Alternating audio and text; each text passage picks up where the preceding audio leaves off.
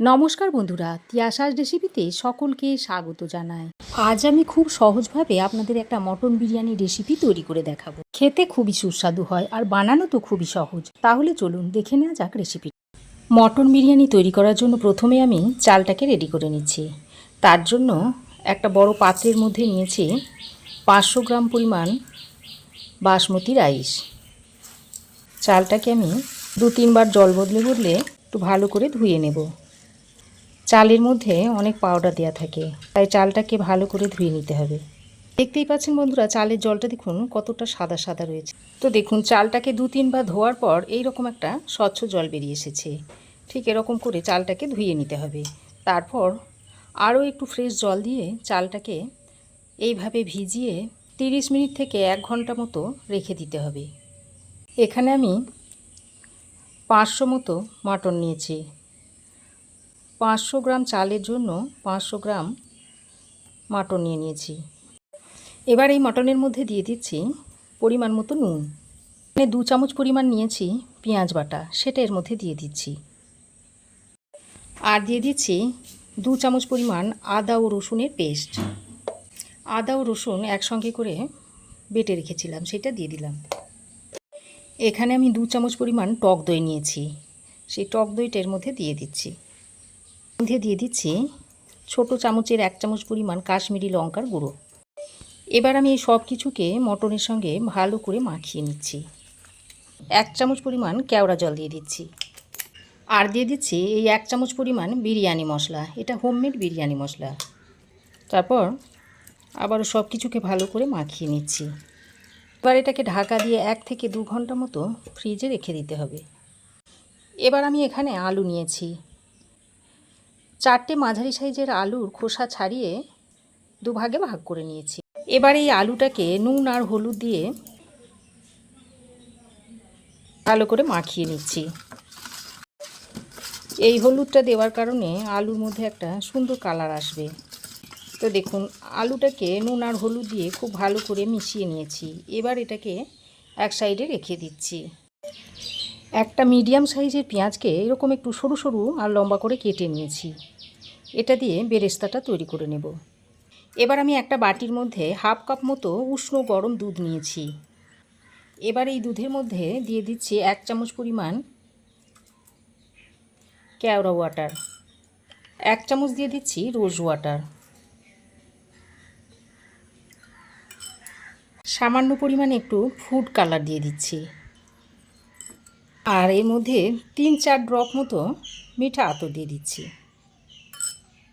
দিয়ে সব কিছুকে ভালো করে মিশিয়ে নিচ্ছি। দেখুন খুব ভালো করে মিশিয়ে নিয়েছি। এবার একটা ঢাকনা লাগিয়ে এটাকে এক সাইডে রেখে দিচ্ছি, তাতে করে সুগন্ধটা চলে না যায়। এবার আমি গ্যাস অন করে একটা কড়াই গরম করে নিয়েছি। তারপর এর মধ্যে দিয়ে দিচ্ছি 1 কাপ পরিমাণ সাদা তেল, আর সঙ্গে দিয়ে দিচ্ছি 1 চামচ গাওয়া ঘি। এটা আমার ঘরের তৈরি গাওয়া ঘি। এবার তেল ঘি খুব ভালো করে গরম করে নিয়েছি। তারপর এর মধ্যে কেটে রাখা পেঁয়াজটা দিয়ে দিচ্ছি। পেঁয়াজটা দিয়ে অনবরত নেড়ে চেড়ে একটা বেরেস্তা বানিয়ে নেব। এইভাবে অনবরত নাড়াচাড়া করতে করতে যখন দেখবেন এই দুটো একটা পেঁয়াজের মধ্যে হালকা সোনালি কালার চলে এসেছে, সেই পর্যায়ে বেরেস্তাটাকে তুলে নিতে হবে, তা না হলে পুড়ে যাবে। এটা তোলার পর দেখবেন খুব সুন্দর একটা কালার হবে।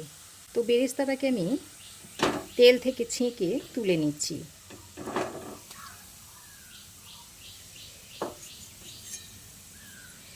দেখুন বেরেস্তাটা ভেজে আমি তুলে নিয়েছি। এবার আমি ওই তেলের মধ্যে যে আলুগুলো ম্যারিনেট করে রেখে দিয়েছিলাম, সেই আলুগুলো দিয়ে ভেজে নেব।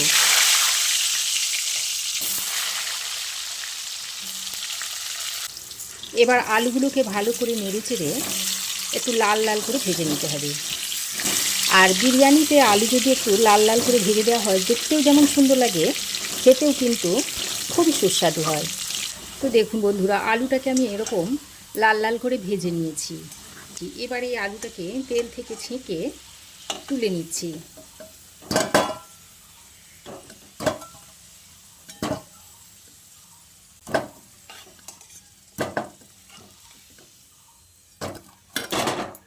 দেখুন এইভাবে আলুটাকে ভেজে নিতে হবে।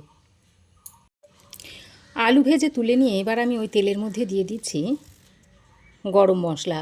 এখানে আছে এলাচ, লবঙ্গ, দারচিনি, আর এগুলোকে আমি একটু থেতো করে দিয়েছি যাতে সুগন্ধটা খুব ভালো আসে। তো গরম মশলাগুলো দিয়ে তেলের সঙ্গে ভালো করে নেড়েচেড়ে মিশিয়ে নিয়েছি। এদিকে দেখুন মটনটা আমি 1 ঘন্টা মতো ফ্রিজে রেখে দিয়েছিলাম, সেটা নিয়ে চলে এসেছি। তেলের মধ্যে দিয়ে দিচ্ছি।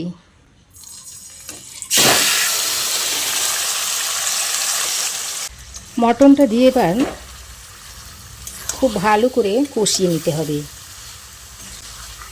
আর এই পর্যায়ে গ্যাসের ফ্লেমটাকে হাইতে রেখে দিতে হবে।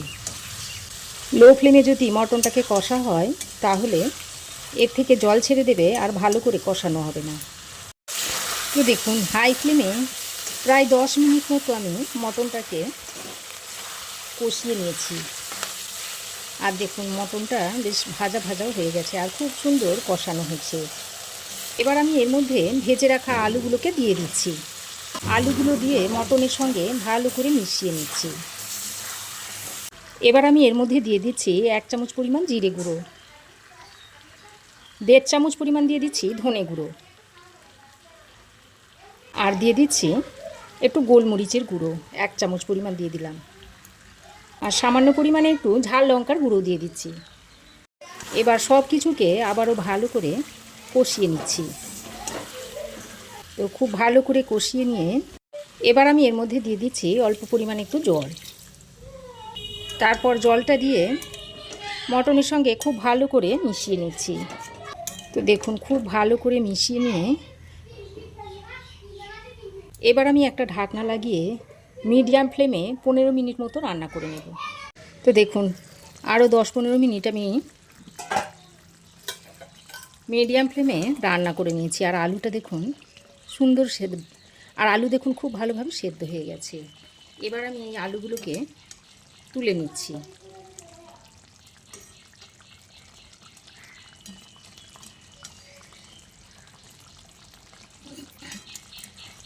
এই কার কি হলো?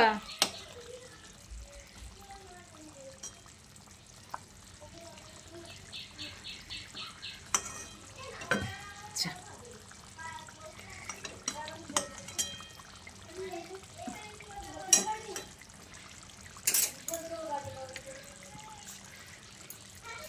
তো দেখুন আলুগুলোকে সব তুলে নিয়েছি।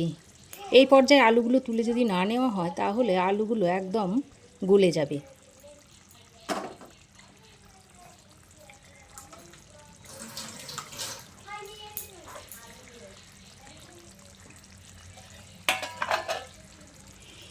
এবার আমি ওই যে বেরেস্তাটা তৈরি করে রেখেছিলাম তার মধ্যে থেকে অর্ধেকটা এই মটনের মধ্যে দিয়ে দিচ্ছি। তারপর ভালো করে মিশিয়ে নিচ্ছি।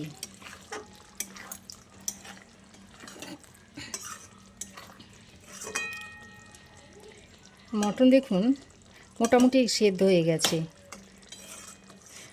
আরও কিছুক্ষণ ঢাকা দিয়ে আরও 15 মিনিট মতো আমি ঢাকা দিয়ে মিডিয়াম ফ্লেমে রান্না করে নেব, তাহলে মটনটা খুব ভালোভাবে সেদ্ধ হয়ে যাবে।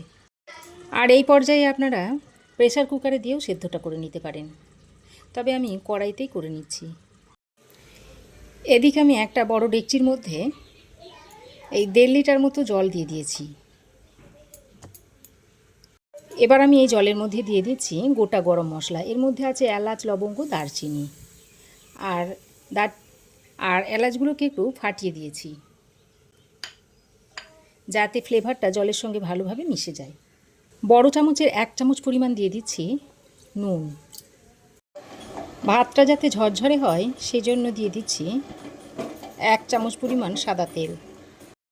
আর ভাতটা যাতে একটু সাদা ধবধবে হয় সেই জন্য 1/2 চামচ পরিমাণ দিয়ে দিলাম ভিনিগার।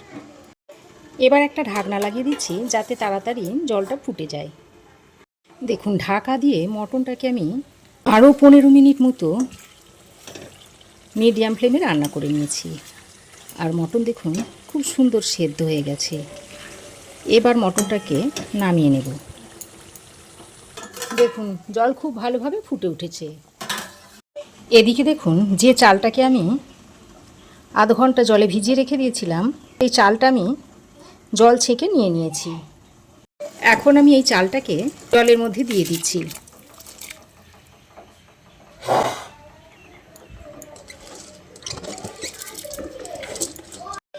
এবার আমি একটু চালটাকে নেড়ে চেড়ে জলের সঙ্গে মিশিয়ে নিচ্ছি। তারপরে এই চালটাকে 70% মতো রান্না করে নিতে হবে। তো দেখুন, আমি 5 মিনিট চালটা ফুটিয়ে নিয়েছি। আর দেখুন, এরকম হাত দিয়ে চাপ দিলে ভেঙে যাচ্ছে। আর চালটা দেখুন কতটা বড় হয়ে গেছে। এবার এই ভাতটাকে আমি ছেঁকে তুলে নেব। তো দেখুন, ভাতটাকে আমি এইভাবে একটা ছাঁকনার সাহায্যে ছেঁকে নিচ্ছি। ছেঁকে একটা স্ট্রেনারের মধ্যে রেখে দিচ্ছি। পুরো ভাতটাকে আমি এইভাবে ছেঁকে তুলে নেব। ভাতটা আমার রেডি হয়ে গেছে, আলুটাও রেডি হয়ে গেছে, আর দেখুন মটনটাও রেডি করে নিয়েছি। এবার আমি বিরিয়ানিটা সাজিয়ে নেব।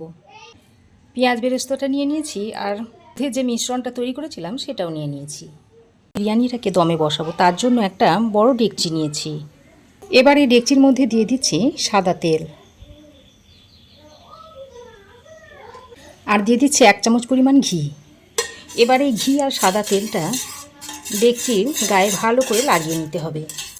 এইভাবে ডেকচির গাগুলোতেও আমি লাগিয়ে দিচ্ছি। এবার আমি প্রথমেই এই সাদা ভাত দিয়ে দিচ্ছি।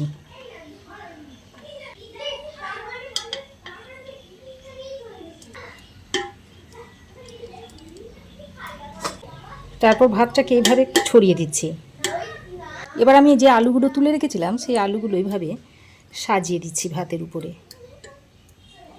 আমি 2টো স্তরে ভাতটাকে সাজিয়ে নেব। এবার যে মাটনটা রেখে দিয়েছিলাম সেই মাটনটাকে দিয়ে দিচ্ছি।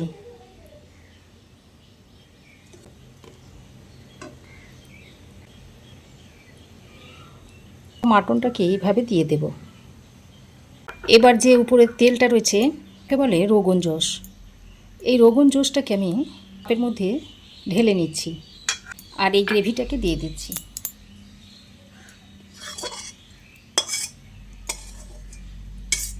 মাটন, আলু সব কিছু দেওয়া হয়ে গেছে। এবার আমি যে পেঁয়াজ বেরেস্তা রেখে দিয়েছিলাম সেটা এইভাবে একটু দিয়ে দিচ্ছি উপর দিয়ে।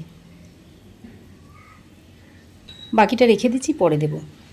এবার আমি যে দুধের মধ্যে মিশ্রণটা তৈরি করে রেখে দিয়েছিলাম সেটাকে আরও একবার ভালো করে মিশিয়ে নিয়ে এইভাবে দিয়ে দিচ্ছি। এবার দিয়ে দিচ্ছি কিছুটা বিরিয়ানি মশলা, অল্প একটু চিনি দিয়ে দিচ্ছি, 1/2 চামচ পরিমাণ ঘি দিয়ে দিচ্ছি। এবার আবারও উপর দিয়ে সাদা ভাতটা দিয়ে দিচ্ছি।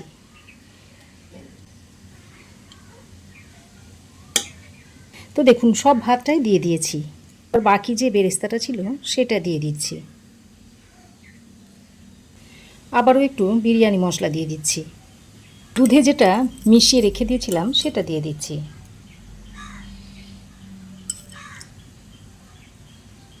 যে রোগন জোশটা ঢেলে রেখেছিলাম সেটা দিয়ে দিচ্ছি। আবারও একটু চিনি দিয়ে দিচ্ছি। এবার 1 চামচ ভর্তি ভর্তি গাওয়া ঘি দিয়ে দিচ্ছি, চারিধারে দিয়ে দিচ্ছি। এবার যে ভাতের জলটা ছেঁকে নিয়েছিলাম সেটা থেকে আমি অল্প একটু তুলে রেখে দিয়েছিলাম, সেটা এইভাবে সাইড দিয়ে একটু দিয়ে দিচ্ছি। ডেকচিটা আমি রেডি করে নিয়েছি। এবার আমি ডেকচির মুখটা এইভাবে একটা ঢাকনা দিয়ে বন্ধ করে দিচ্ছি। এদিকে ততক্ষণে দেখুন, একটা ডেকচিতে আগে থেকে বেশ খানিকটা জল গরম করতে বসিয়ে দিয়েছিলাম। জল দেখুন খুব ভালোভাবে ফুটে উঠেছে। এবার আমি এই বিরিয়ানির ডেকচিটা ডেকচির উপর বসিয়ে দিচ্ছি। আজ আমি জলের ভাপে বিরিয়ানিটা তৈরি করব। এবার এই ঢাকনার উপরে একটা ভারী কিছু চাপিয়ে দিচ্ছি যাতে বাষ্পটা বাইরে বেরিয়ে না যায়। তারপর এইভাবে এই আধ ঘন্টা মতো দমে বসিয়ে রেখে দেব। তো দেখুন, জলের ভাপে আমি আধ ঘন্টা ডেকচিটা বসিয়ে রেখেছিলাম, আর দেখুন আধ ঘন্টা হয়ে গেছে। এবার আমি এটাকে নামিয়ে নেব। তো নামানোর পর আরও 10 মিনিট আমি এইভাবে ঢাকা দিয়ে রেখে দিয়েছিলাম। এবার আমি আপনাদের দেখাচ্ছি, দেখুন দেখতে কি দুর্দান্ত হয়েছে। এবার আমি মাটনটা একটা প্লেটের মধ্যে সার্ভ করে দেখাচ্ছি, দেখুন।